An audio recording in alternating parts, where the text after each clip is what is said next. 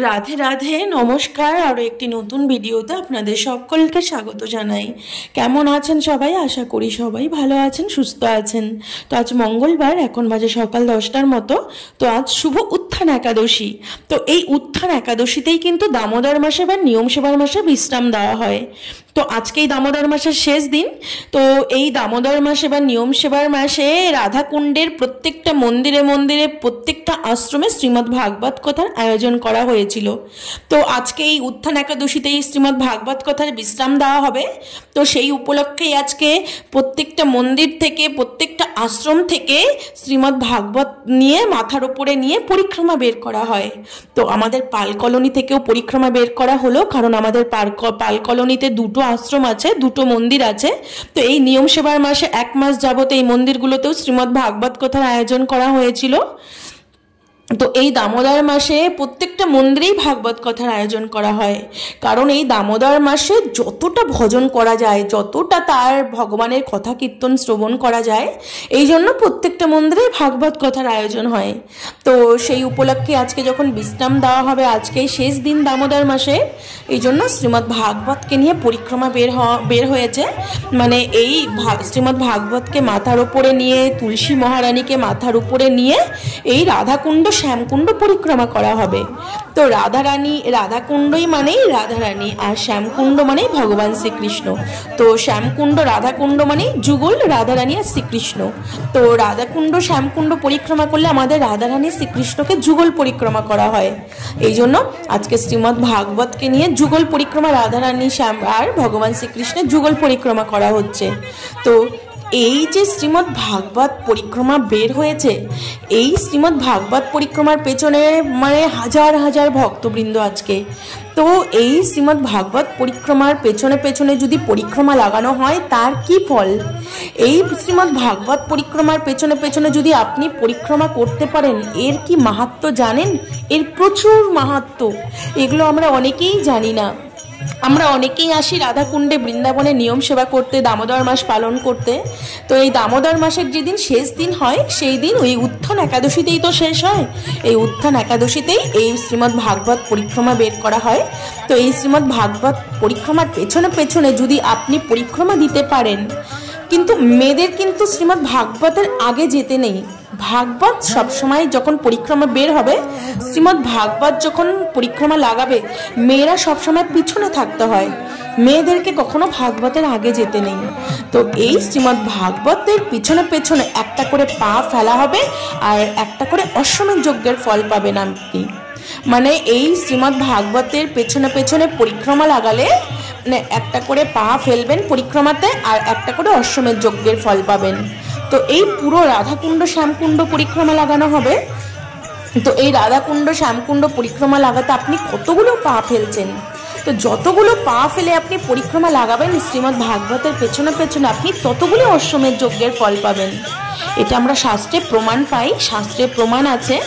আমি শাস্ত্রের বাইরে একটা কথাও বলবো না, আমি যা কিছু বলবো শাস্ত্রের প্রমাণ দেখিয়ে বলতে পারবো।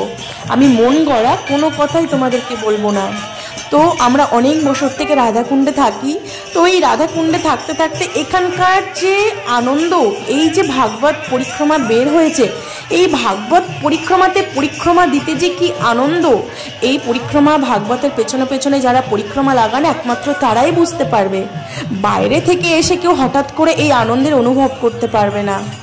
একমাত্র যারা ভক্ত, তারাই একমাত্র এই আনন্দের অনুভব করতে পারবে, আর এই আনন্দের আস্বাদন করতে পারবে। কত ভক্তবৃন্দ, হাজার হাজার ভক্তবৃন্দের সমাগম হয়েছে এই শ্রীমদ্ ভাগবত পরিক্রমাতে। সবাই কত রকমভাবে আজকে নাচানাচি করছেন, কত রকমভাবে আনন্দ করছেন। তো একটা করে পা ফেলছেন এই ভাগবতের পেছনে পেছনে, আর একটা একটা করে অশ্বমেধ যজ্ঞের ফল পাচ্ছেন। তো আমরা হচ্ছে কলিযুগের জীব। তো আমাদেরকে এই কলিযুগের জীব হয়ে কি আমরা অশ্বমেধ যজ্ঞ করতে পারবো? কখনোই না। এই অশ্বমেধ যজ্ঞ করতেন আগেকার যে সত্য, ত্রেতা, দাপর, এই 3 যুগের মানুষ অশ্বমেধ যজ্ঞ করে এসেছেন। কিন্তু এই কলিযুগের মানুষের অশ্বমেধ যজ্ঞ করার কোনো সামর্থ্য নেই, কোনো ক্ষমতাও নেই, সামর্থ্যও নেই কলিযুগের মানুষের। এই জন্য এই ভাগবতের পেছনে পেছনে যদি পরিক্রমা লাগানো হয় তাহলে আপনি এক একটি অশ্বমেধ যজ্ঞের ফল পাবেন, একটি করে পা ফেলবেন আর অশ্বমেধ যজ্ঞের ফল পাবেন। আমরা এটাই শাস্ত্রে প্রমাণ পাই। তো আজকে উত্থান একাদশী, তো এই শুভ উত্থান একাদশীতে শ্রীমদ্ ভাগবতের পরিক্রমা বের করা হয়। তো হাজার হাজার ভক্তবৃন্দের সমাগম হয়েছে আজকে এই ভাগবত পরিক্রমাতে। তো আপনারাও দর্শন করুন। যারা রাধাকুণ্ডে আসতে পারেননি এই দামোদর মাসে, এই আনন্দ নিজে সাক্ষাৎ দর্শন করতে পারেননি, তারা যদি এই ভিডিওটা দেখো তবু তোমাদের এই দর্শন সার্থক হবে। কারণ ঘরে বসে থেকে তোমরা এই শ্রীমদ্ ভাগবত পরিক্রমা দর্শন করতে পারছো। তো এই পরিক্রমা যারা ভিডিওতেও দর্শন করবে তারাও ভাগ্যবান। মানে আনন্দের বন্যা বয়ে যাচ্ছে রাধাকুণ্ডে। মানে এই আনন্দ মানে তোমাদেরকে বলে বোঝাতে পারবো না যে কি পরিমাণ আনন্দ রাধাকুণ্ডে। এই রাধাকুণ্ডের আনন্দের মধ্যে যে একবার ডুবে গেছে না, সে কখনোই আর রাধাকুণ্ড ছেড়ে যেতে চাইবে না। মানে এত আনন্দ। তো আজকে মনটা একটু খারাপ লাগছে, কারণ আজকে এই দামোদর মাসের শেষ দিন। কারণ এই দামোদর মাসে একটা মাস কত সুন্দর নিয়ম করে ভজন সাধন, কুণ্ড পরিক্রমা, আরতি, কুণ্ডে আরতি, সব মন্দিরে মন্দিরে দীপদান। তো প্রত্যেকটা মন্দিরে ভাগবত কথার আয়োজন হয়েছিল, প্রত্যেকটা মন্দিরে ভাগবত শ্রবণ। তো একটা আলাদা রকম আনন্দ, একটা আলাদা রকম আস্বাদন অনুভূতি। তো আজকে সেই নিয়ম সভার মাসের বা দামোদর মাসের শেষ দিন। তো সব ভক্তবৃন্দেরই আজকে একটু মনটা দুঃখী, কারণ সব ভক্তরা এই দামোদর মাসে একত্রিত হন। বৃন্দাবনের ভক্তরা তো আছেই, কিন্তু এই দামোদর মাসে কি হয়, বাংলা থেকে আসাম, ত্রিপুরা, মানে প্রত্যেকটা পৃথিবীর প্রত্যেকটা জায়গা থেকে ভক্তবৃন্দ যারা ভক্তরা আছেন তারা এই দামোদর মাসে ছুটে আসেন রাধাকুণ্ডে, এই রাধাকুণ্ডের আনন্দকে অনুভব করার জন্য। তো যাদের পুণ্যাত্মা, যাদের পূর্বজন্মে কিছু সুকৃতি ছিল, যাদের পূর্বজন্মে কিছু ভজন সাধন করা ছিল, তারা এই দামোদর মাসে নিয়ম সেবা করতে আসেন রাধাকুণ্ডে। তারাই এই আনন্দে অনুভব করতে পারবেন, অন্যরা কিন্তু অনুভব করতে পারবেন না। তো এই পরিক্রমা যারা সাক্ষাৎ চোখে দর্শন করছে তারাও ভাগ্যবান। আর যারা তোমরা রাধাকুণ্ডে আসতে পারোনি, সবার তো আর সামর্থ্য হয় না এই প্রত্যেক বছর বছর এই দামোদর মাসের নিয়ম সেবায় রাধাকুণ্ডে আসা। তো তারা ঘরে বসেও যদি এই ভাগবত পরিক্রমা দর্শন করো তবু তোমাদের জীবন সফল। কি আনন্দ আর আনন্দ, মানে রাধাকুণ্ডের মতো আনন্দ আমার মনে হয় না আর অন্য কোথাও আছে। তো দেখো প্রত্যেকটা মন্দির থেকে ভাগবতকে মাথায় করে সুন্দর কাপড় জড়িয়ে মাথায় করে তারপরে তার উপরে ছত্র রাখা হয়েছে, মানে এই যাতে শ্রীমদ্ ভাগবতের উপর রৌদ্র না লাগে সেই জন্য ভাগবতের উপরে ছাতা ধরা হয়েছে। তারপরে তুলসী দেবীকে মাথায় নিয়ে এই শ্রীমদ্ ভাগবত পরিক্রমা করছেন সব ভক্তরা মিলে, আর নাচানাচি করছেন, শ্রীমদ্ ভাগবত প্রভুকে নাচ দর্শন করাচ্ছেন। ভগবান কিন্তু ভক্তের নিত্য দর্শন করেন, এই জন্য ভক্তরা নৃত্য করছেন আর শ্রীমদ্ ভাগবত প্রভুকে দর্শন করাচ্ছেন। কত রকমভাবে ভক্তরা নৃত্য করছেন, সবাই গান করছেন। যে ভক্ত যেমনভাবে কীর্তন জানেন তিনি তেমনভাবেই কীর্তন করছেন। এক ভক্ত প্রথমে কীর্তন করছেন, তারপরে আর এক ভক্ত কীর্তন করছেন। এইভাবে প্রত্যেকজন ভক্তবৃন্দ তাদের কীর্তন শোনাচ্ছেন শ্রীমদ্ ভাগবতকে, সবাই নাচানাচি করছেন। মানে ভক্তরা এখানেই আনন্দ ডুবে নিচ্ছেন। আমরা জড়জগতে আনন্দ করি, জড়জগতের আনন্দ কতটুকু, ক্ষণিক আনন্দ। আর এই বৃন্দাবনের ধামের আনন্দ হচ্ছে নিত্য আনন্দ। ভক্তরা এখানেও আনন্দ করবে, আবার মৃত্যুর পরে যখন সেই গোলক বৃন্দাবনের সেই নিত্যলীলায় যাবে সেখানেও ভক্তরা একসঙ্গে আনন্দ করবেন। এই জন্য ভক্তরা যে ভগবানকে নিয়ে আনন্দ করেন এই আনন্দটা হচ্ছে নিত্য। আর জড়জগতের মানুষ আনন্দ করছেন ক্ষণিকের জন্য, মানে 5 মিনিট আনন্দ করবেন তারপর আবার শেষ সব, মৃত্যুর পরে আর কোনো সম্বন্ধ নেই কারোর সাথে। কিন্তু ভক্তরা যে একসঙ্গে মিলিত হয়ে যে এই যে আনন্দ অনুভব করছেন, মৃত্যুর পরেও এই ভক্তরা রাধারানীর চরণে যাবেন, সেই নিত্যলীলায় প্রবেশ করে সেখানেও এমনভাবে আনন্দ করবেন। এই জন্য বলছে ভক্তের দাস সত্য, ভক্তের এই লীলা সত্য, মানে ভক্তরা যা কিছু করেন ভক্তের এই সেবা সত্য, সব সত্য, মানে ভগবানকে নিয়ে যা কিছু করা হবে সব সত্য। তো আজকে সেই উত্থান একাদশী, তো এই উত্থান একাদশীরও কিন্তু প্রচুর মাহাত্ম্য। আমরা যদি কোনো একাদশী ব্রত করতে না পারি, একাদশী ব্রত তো প্রত্যেকটা ভক্তেরই করা কর্তব্য, কিন্তু যেসব ভক্তরা একাদশী ব্রত করতে পারবেন না, কিন্তু যে 4টি ব্রত আছে সব থেকে মাহাত্ম্যপূর্ণ ব্রত হচ্ছে উত্থান একাদশী। তো এই উত্থান একাদশী কিন্তু প্রত্যেকটা জীবের করণীয়, কিন্তু আমরা কজন ব্রত করি? মানে একাদশী ব্রত তো প্রত্যেকেরই করা প্রয়োজন, কারণ একাদশী ব্রত না করলে সে সমস্ত পাপের ভাগী হয়। আর এই উত্থান একাদশী হচ্ছে সব থেকে বেশি ইম্পর্টেন্ট একাদশী, প্রচুর মাহাত্ম্যপূর্ণ একাদশী। তো এই একাদশীর মাহাত্ম্য তোমাদেরকে বলবো। এই উত্থান একাদশী ব্রতের মাহাত্ম্য কি? তো নারদ ঋষিকে ব্রহ্মাজি বলেছিলেন এক সময় যে প্রবোধিনী, মানে উত্থান একাদশীর আর একটা নাম কিন্তু প্রবোধিনী একাদশী। তো প্রবোধিনী অর্থাৎ উত্থান একাদশীর মাহাত্ম্য বা পাপগ্ন বা পুণ্য বর্ধনকারী এবং সুবুদ্ধি মানবের মুক্তিপ্রদ। হে মুনিবর শ্রবণ করুন। মানে এই একাদশী, এই প্রবোধিনী একাদশী বা উত্থান একাদশী যদি জীব করতে পারে তাহলে তিনি সুবুদ্ধি মানব আর তিনি মুক্তিপ্রদ, তার নিঃসন্দেহে মুক্তি হবে তার। তো এই জন্য বলেছেন ব্রহ্মাজি নারদকে যে হে মুনিবর শ্রবণ করুন। ততকাল পর্যন্ত ভূমণ্ডলে ভাগীরথী গঙ্গা নদীর প্রাদুর্ভাব হইয়া থাকে, যতদিন পর্যন্ত কার্তিক মাসের পাপগ্নি বা হরিবোধিনী বা উত্থান একাদশী উপস্থিত না হয়। অর্থাৎ গঙ্গা স্নান অপেক্ষা উত্থান একাদশীর মাহাত্ম্য অধিক। তাহলে এই উত্থান একাদশীর মাহাত্ম্য কতটা ভাবলেই অবাক লাগে যে গঙ্গা স্নান অপেক্ষা উত্থান একাদশীর মাহাত্ম্য অধিক। সমুদ্র, ক্ষিতি, মণ্ডল, মধ্যবর্তী তীর্থ ও সরোবর সমূহ ততকাল গর্জন করিয়া নিজ মহিমায় প্রকাশ করিয়া থাকে, যতদিন এই কার্তিকে বিষ্ণু প্রবোধিনী তিথি উপস্থিত না হয়। একমাত্র প্রবোধিনীতে উপবাস করিলে, মানে একমাত্র এই উত্থান একাদশীতেই উপবাস করিলে মানব সহস্র সংখ্যক অশ্বমেধ যজ্ঞের ফল লাভ করে। কি বলছে যে এই বিষ্ণু প্রবোধিনী, মানে এই উত্থান একাদশীর 2-3টে নাম হয়, মানে একটা প্রবোধিনী একাদশী, একটা কার্তিকী বিষ্ণু প্রবোধিনী একাদশী, আর একটা উত্থান একাদশী। তো এই উত্থান একাদশীতে যদি কোনো মানব উপবাস করেন তাহলে তিনি সহস্র সংখ্যক অশ্বমেধ যজ্ঞ এবং রাষ্ট্র যজ্ঞের ফল প্রাপ্ত হইয়া থাকেন। তো আমরা কলিযুগের মানুষ, আমাদের কি আর রাষ্ট্র যজ্ঞ আর এই অশ্বমেধ যজ্ঞ করার ক্ষমতা আছে? এই অশ্বমেধ যজ্ঞ আর রাষ্ট্র যজ্ঞ একমাত্র যারা বড় বড় রাজা, সবই সম্রাট চক্রবর্তী, যারা যেরকম যুধিষ্ঠির ছিলেন হচ্ছে গোটা পৃথিবীর রাজা, যারা পৃথিবীর রাজা ছিলেন সত্য, ত্রেতা, দ্বাপর, কলি, এই 3 যুগের মানুষ এই যজ্ঞ করতেন। তো কলিযুগের মানুষের করার ক্ষমতা নেই।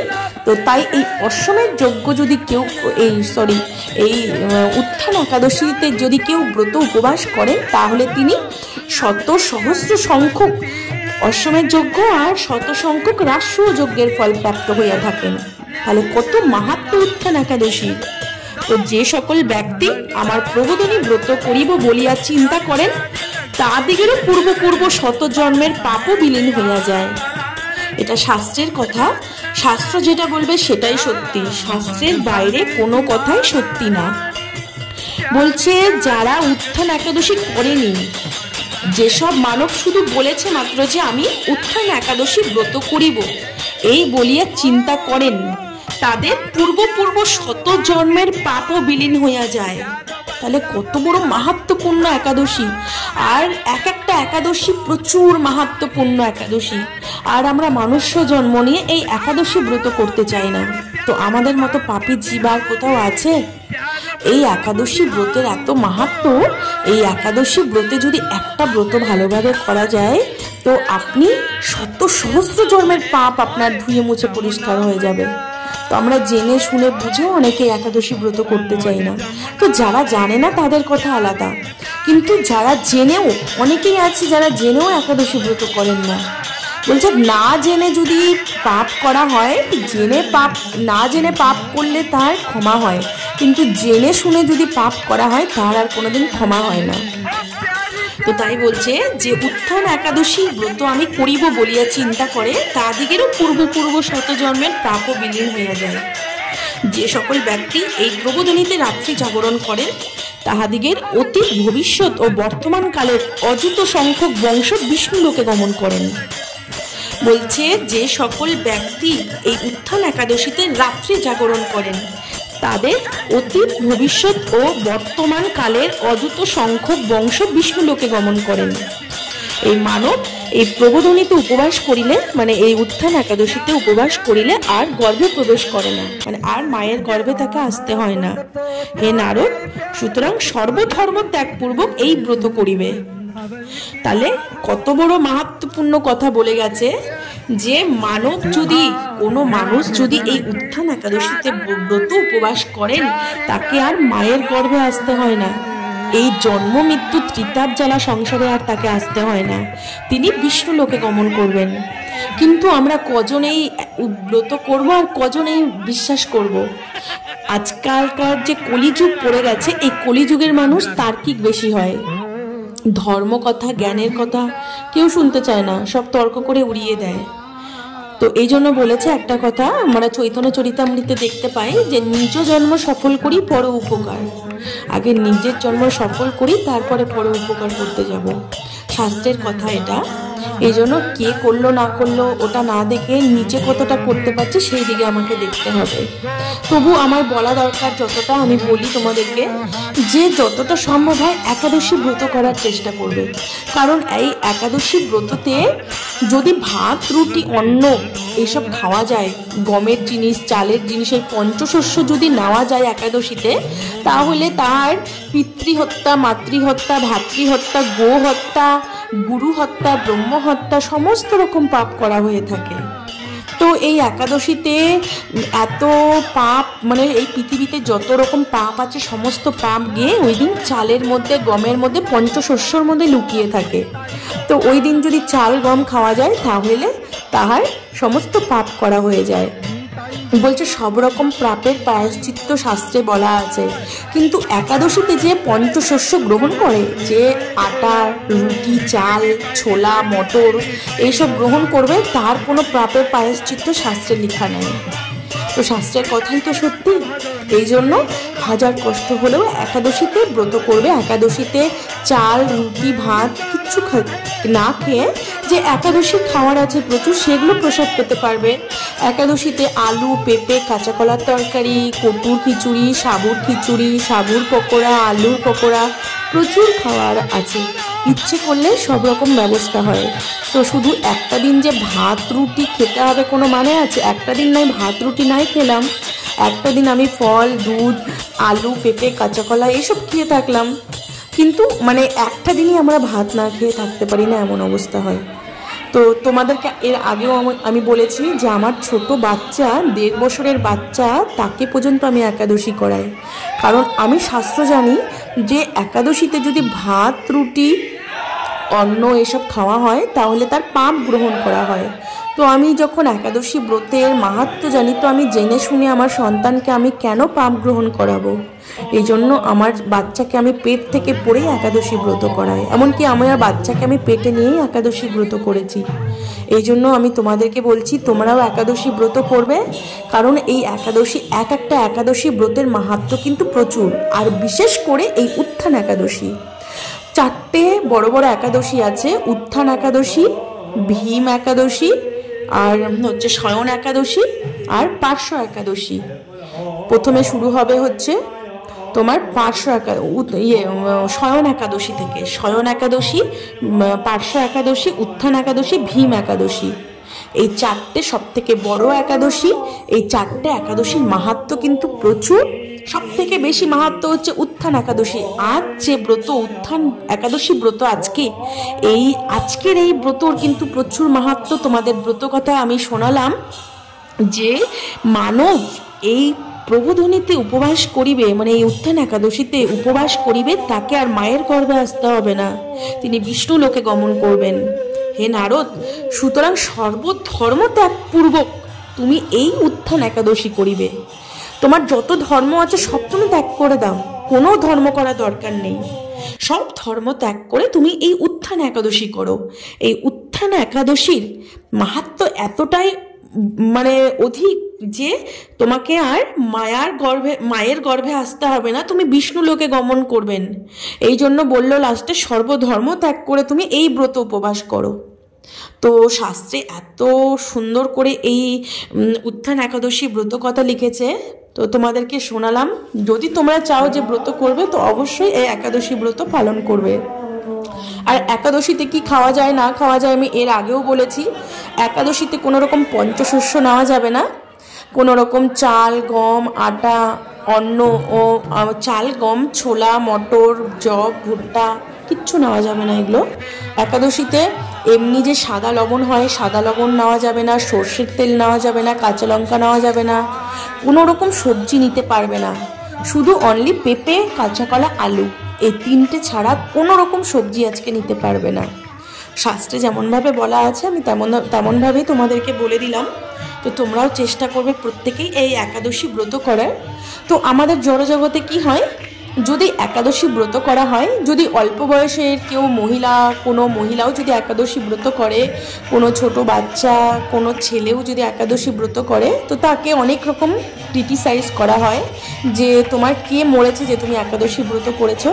যে আমাদের জড়জগতে কেউ মরে গেলে তবে একাদশী ব্রত পালন করে, এমনিতেই ভালো থাকতে কেউ একাদশী ব্রত পালন করবে না।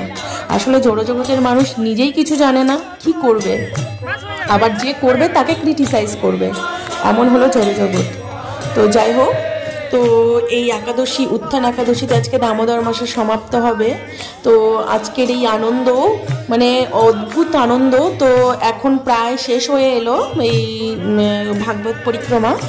তো মানে এই গোপীনাথ মন্দির থেকে শুরু হয়, আমাদের রাধাকুণ্ডে যে রাধা গোপীনাথ মন্দির আছে, প্রথম যে মন্দিরটা জাহ্নবা ঘাট আছে যেখানে, তো সেই মন্দির থেকে গোপীনাথ মন্দির থেকে এই পরিক্রমা শুরু হয়, আবার এই গোপীনাথ মন্দিরে গিয়ে পরিক্রমা শেষ হবে। তো পরিক্রমা প্রায় শেষের দিকে চলে এসেছে। তো এটা হচ্ছে রাধাকুণ্ডের ঝুলনতলা। তো এই ভাগবত পরিক্রমাতে কিন্তু প্রত্যেকটা মন্দিরের সামনে থামা হয় আর নৃত্য করা হয়, শ্রীমদ্ ভাগবতকে নিত্য দর্শন করানো হচ্ছে। তোমরা দেখতেই পাচ্ছ মাথার ওপরে সুন্দর কাপড়ে জড়িয়ে শ্রীমদ্ ভাগবতকে নেওয়া হয়েছে, শ্রীমদ্ ভাগবতকে মালা পরানো হয়েছে, উপরে ছাতা ধরা হয়েছে যাতে শ্রীমদ্ ভাগবতের রৌদ্র না লাগে। জানো শ্রীমদ্ ভাগবতী হচ্ছে ভগবান স্বয়ং শ্রীকৃষ্ণ। শ্রীকৃষ্ণ আর শ্রীমদ্ ভাগবতের মধ্যে কোনো তফাৎ নেই, শ্রীমদ্ ভাগবতী হচ্ছে ভগবান শ্রীকৃষ্ণ। এই জন্য শ্রীকৃষ্ণকে মাথার উপরে নিয়ে রাধাকুণ্ড শ্যামকুণ্ড যুগল পরিক্রমা করানো হলো। তো গোপীনাথ মন্দিরে চলে আসা হলো। মানে এই আনন্দ, প্রত্যেকটা বছর এই আনন্দের জন্য মনটা ভীষণ খারাপ লাগে, মানে তোমাদেরকে বলে বোঝাতে পারবো না। এই ভাগবতে যখন পরিক্রমা লাগানো হয়, যখন শেষ হয়, প্রত্যেকটা ভক্তবৃন্দ এই ভাগবতের পরিক্রমার পরে ধুলিতে গড়াগড়ি করবে আর কান্না করবে, কারণ এটাই শেষ দিন আজকে। আবার সামনের বছর একটা বছর অপেক্ষা করে থাকা হয়, আবার কবে দামোদর মাস আসবে। মানে একটা বছর এত আনন্দের মধ্যে কাটে। তো বন্ধুরা তোমরা বুঝতেই পারছো আমি মানে এত আনন্দ মানে ভাষায় বলতে পারছি না, মানে আমি নিজে অস্থির হয়ে যাচ্ছি যে এই একটা বছর পর অপেক্ষা করে থাকতে হবে, একটা বছর পর আবার সব ভক্তরা একত্রে মিলিত হবেন, আবার সেই ভাগবত কথার আয়োজন করা হবে, আবার সেই দীপদানের সময় আসবে, মানে একটা আলাদা রকম আনন্দ অনুভূতি। তো কারণ এই যে শ্রীমদ্ ভাগবত কথার আয়োজন হয়, তো মানে ভক্তরা সব একত্রিত হয়ে ভাগবত কথা শ্রবণ করেন, কুণ্ডে রাধারানীকে দীপদান করেন, একটা আলাদা আনন্দ। তো দেখো শ্রীমদ্ ভাগবত পরিক্রমা শেষ হয়ে গেল, মানে এখন গোপীনাথ মন্দিরে এসে গোপীনাথজিকে আরতি করা হচ্ছে। রাধা গোপীনাথ আর জাহ্নবী মাতা এখন আরতি করে তারপরে শ্রীমদ্ ভাগবত পরিক্রমায় বিশ্রাম দেওয়া হবে। তো উত্থান একাদশী আজকের দিনটা পর্যন্ত শ্রীমদ্ ভাগবত কথা হবে, তারপরে কালকে দ্বাদশী, কাল থেকে আর হবে না। তো এমনিতে রাধাকুণ্ডে বৃন্দাবনে তো প্রতিদিনই ভাগবত কথা লেগেই আছে। আমাদের রাধাকুণ্ডে কোনো না কোনো মন্দিরে মানে ভাগবত কথা হতেই আছে, অখণ্ড ভাগবত কথা হয়। এখানে রাধাকুণ্ডের হাওয়া এত শুদ্ধ, এখানে অখণ্ড হরিনাম হয়, অখণ্ড ভাগবত কথা হয়, আনন্দই আনন্দ। নিয়ম সেবা বলে আনন্দ সেটা না, নিয়ম সেবা ছাড়াও এখানে সারা বছর আনন্দ, কারণ যেখানে স্বয়ং ভগবান শ্রীকৃষ্ণ লীলা করছেন সেই স্থানে আনন্দ হবে না, হবে কোন স্থানে আনন্দ? স্বয়ং ভগবান শ্রীকৃষ্ণ এখানে কত রূপে বিরাজমান আছেন, ব্রজবালিকার বেশে, ব্রজ বালকের বেশে এখানে বৃন্দাবনের গলি গলি ভ্রমণ করছেন। তো আমরা হয়তো দেখতে পাচ্ছি না, আমাদের চোখ হয়নি, আমাদের মায়ার চোখ, তো আমাদের মায়ার চোখ দিয়ে আর আমরা কতখানি দর্শন করতে পারবো? তো এই জন্য আমরা শাস্ত্রে প্রমাণ পাই এখানে রাধা রানী আর ভগবান শ্রীকৃষ্ণ ব্রজ বালক বালিকার বেশে বৃন্দাবনের রাধাকুণ্ডের পথে পথে ভ্রমণ করেন। আর এখানে লীলা তো নিত্য চলছে, লীলা তো নিত্য মানে আলাত চক্রের মতো লীলা চলছে, লীলার কিন্তু বিরাম নেই। তো যারা সিদ্ধ মহাত্মা তারাই এই রাধাকুণ্ডে বসে এখনো লীলা দর্শন করছেন। হয়তো আমি তুমি দর্শন করতে পারছি না, কিন্তু যারা মহাত্মা তারা ঠিক লীলা দর্শন করছেন। তো সে যে ধামে, যে ব্রজের ভূমিতে রাধা গোবিন্দ স্বয়ং নিত্য লীলা করছেন, তো সেই ভূমিতে আনন্দ হবে না, হবে কোন ভূমিতে? তো ভাগবত পরিক্রমার শেষে সব গড়াগড়ি দেওয়া হবে, প্রত্যেকটা ভক্তবৃন্দ আজকে এই ব্রজের ধুলিতে গড়াগড়ি করবেন, কেউ দণ্ডবতী পরিক্রমা লাগাবেন, মানে একটা আনন্দ। কারণ আজকে হাজার হাজার ভক্তের চরণ ধুলি মিশে আছে এই ব্রজের ধুলিতে, এই রাধাকুণ্ডের ধুলিতে। তো এখন এই ধুলি মাখবেন সবাই। ভাগবত পরিক্রমা শেষ হয়ে গেল, এখন ব্রজের ধুলিতে সব ভক্তরা গড়াগড়ি করবেন আর এই ধুলি মেখে তারপরে রাধাকুণ্ডে স্নান করবেন। তারপরে সন্ধ্যেবেলা আবার ভাগবত কথা হবে, তারপরে আজকে এই বিশ্রাম দেওয়া হবে। কালকে পর্যন্ত মঙ্গল আরতি হয়ে তারপরে কালকে ব্রতের পারণ হবে, পারণ হয়ে তারপরে এই দামোদর মাসের বিশ্রাম। তো যাই হোক, এখন বাড়ি চলে এলাম। বাড়িতে এসে এখন দুপুরে ভোগ লাগিয়েছে মা, তো কটু খিচুড়ি, বাদাম ভাজা, পকোড়া এসব ভোগ লাগিয়েছে, দুপুরে প্রসাদ পেলাম। তো অনেকে আমাকে জিজ্ঞাসা করে কটু কি, ও তো বলে দেই প্রথমে, কটু একরকম দানা টাইপের, আমাদের এখানে 1 কিলো করে প্যাকেট কিনতে পাওয়া যায়। আমাদের রাধাকুণ্ডে বৃন্দাবনে প্রত্যেকটা মন্দিরে এই কটু দিয়ে একাদশী করা হয়। এই কটুর খিচুড়ি প্রেশার কুকারে আমরা বানাই। তো এই কটু খেলে একদম পেটটা ভরা থাকে, খিদে পায় না, ভালো খাওয়ার একটা। তো আমরা একাদশী দিনে 1 কটুর খিচুড়ি প্রসাদ পাই। তো যাই হোক, এখন সন্ধ্যে 7:30 মতো বাজে, এখন আরতি হচ্ছে, সন্ধ্যা আরতি করছেন বাবা। তো এই আজকে আরতি হয়ে দীপদান করব। তো আজকেই কিন্তু দীপদানের শেষ দিন। তো একজন দিদিভাই আমাকে প্রশ্ন করেছিলেন যে আজকেই কি দীপদান, মানে শেষ দীপদানের? তো আজকেই দীপদান শেষ, যেহেতু আজকে নিয়ম সেবা মাস বা দামোদর মাস সমাপ্ত হচ্ছে, এই জন্য আজকেই শেষ হবে দীপদান, আজকেই। কিন্তু অনেকে চাইলে রাস পূর্ণিমা পর্যন্ত দীপদান করেন। তো আমরা রাস পূর্ণিমা পর্যন্তই দীপদান করব, কারণ রাস পূর্ণিমার পরে ধরো অনেকে আছেন রাস পূর্ণিমা থেকে শুরু করেন, রাস পূর্ণিমাতেই শেষ করেন। তো আমরা তো পূর্ণিমা থেকে, আমরা দশমীর পরের দিন থেকে শুরু করেছি, এই জন্য আমাদের এই উত্থান একাদশীতেই শেষ হলো। তো আজকেই দীপদানের শেষ, চাইলে তুমি রাস পূর্ণিমা পর্যন্ত করতে পারো, কোনো অসুবিধে নেই, এবার তোমার ইচ্ছে। তো যাই হোক, আমাদের আরতি হয়ে গেল। আরতির পর এখন তুলসী পরিক্রমা করা হচ্ছে।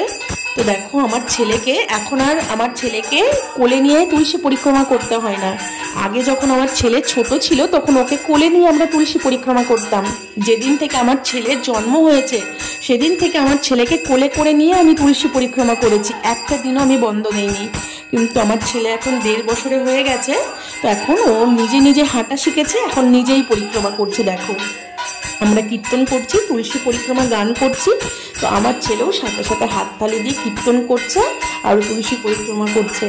তো মানে দেখে মনটা ভরে যায় যে আমি চাই আমার ছেলে বৈষ্ণব তৈরি হবে, আমার ছেলেকে ডাক্তার তৈরি করব, ইঞ্জিনিয়ার তৈরি করব, জড়জগতের টিচার তৈরি করব, কিছুই তৈরি করব না, আমার ছেলেকে শুদ্ধ বৈষ্ণব তৈরি করব, যাতে ওর জীবনটা ও নিজে সার্থক করতে পারে। আর একমাত্র বৈষ্ণব হলে, ভজন সাধন করলে তবে জীবনের সার্থকতা।